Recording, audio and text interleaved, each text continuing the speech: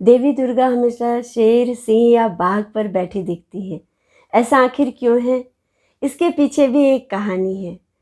सती के अवसान होने के बाद उनका पुनर्जन्म पार्वती के रूप में हुआ। उन्होंने भगवान शिव को अपने पति के रूप में पाने के लिए कड़ी तपस्या की।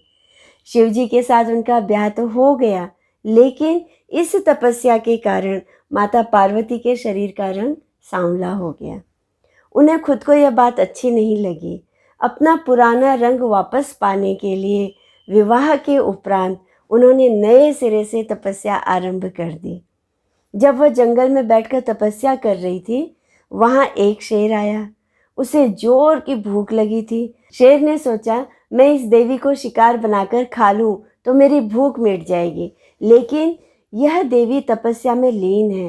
पूजा और तपस्या करते समय लोगों को शिकार बनाना अधर्म होगा। शेर ने यह तय किया कि वह प्रतीक्षा करेगा। वह माता पार्वती के ठीक सामने बैठ गया और प्रतीक्षा करने लगा। माता की तपस्या बरसों तक चलती रही। शेर भी उनके सामने प्रतीक्षा करता हुआ बरसों तक भूखा प्यासा बैठा रहा। इस तरह माता के साथ शेर भी तपस्या कर रहा था।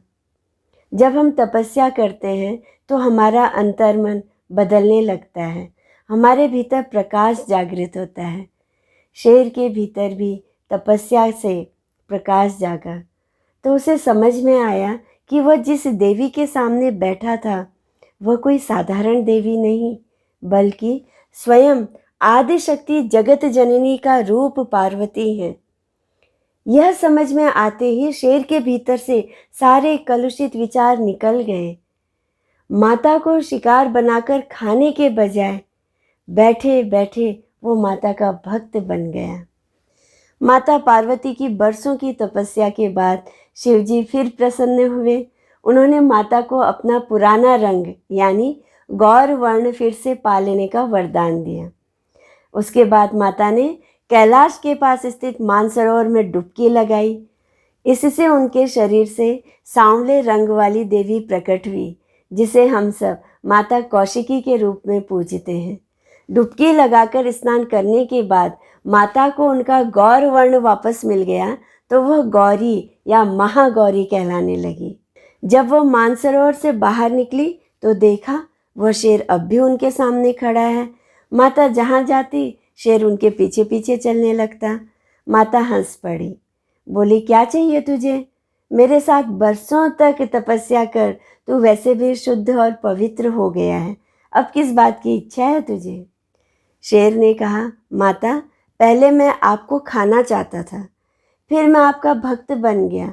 जिसने एक बार आपका विराट सौम्य ममतामयी रूप देख लिया, जिस पर एक बार आपके तेज और ओज का प्रभाव पड़ गया, जिसने एक बार आपके तन का सानिध्य पा लिया, जो एक बार आपकी शरण में आ गया, वह आपसे भला कैसे दूर जा सकता है?